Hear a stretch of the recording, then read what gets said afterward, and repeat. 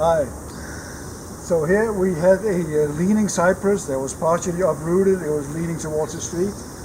So it was a risk, we had to remove it. But by taking all this weight off, the lean is stabilized, it's not going anywhere, so we're creating a wildlife tree. So I kind of roughed up the top cut to give it more surface for things to pathogens and insects to colonize and make it look like a natural break, unless of course you look too close. So here I'm going to cut a nesting cavity here. I cut the door and we're going to make a hole about here. So I'm going to finish this with a handsaw and drop it down.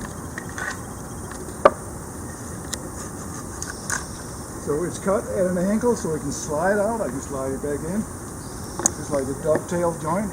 So I think, Walt, that the hole goes 7 inches up from the lower edge, like right here. And I think we should hollow this out a little bit here in the center, just because it's pretty big. So we just make a couple of shallow bore cuts here and break it out. That way, this part of the cavity. Anyway, here it is.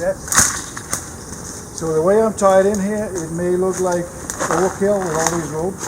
What I'm doing is, this is my main flip line for just, for working on spurs doing chainsaw work. And this is the pretty much standard figured out line. So backup safety. It's attached to the vehicle here. And this one is not really for safety or for climbing, it's for work positioning. So I shot a line up into the redwood, and this helps me when I need to lean out, so it's just more comfortable rather than having all my weight on the flip line. And that's it. Now I'm going to do some bore cuts right here. Open this up.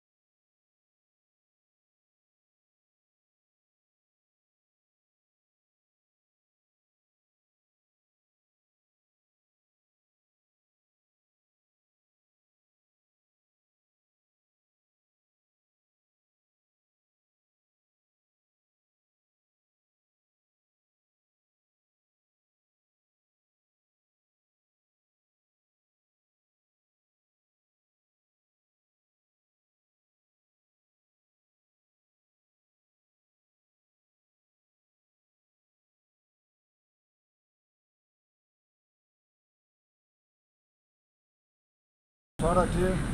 I cut the front piece a little bit at an angle so it slides out. I slide it back in, and then I hammered in these wooden shims here, so it's solid, not going anywhere. And the wall, meanwhile, drilled a hole here and hollow out the inside of this front piece. So now we have dimensions here that are customized for two known species that frequent this kind of environment. So we have the oak titmouse and the Beavix wren. They're both small cavity nesting birds. They like a small hole like this, and the distance from the hole to the bottom and the space at the bottom fits what they like. So that's it, and hopefully they'll move in.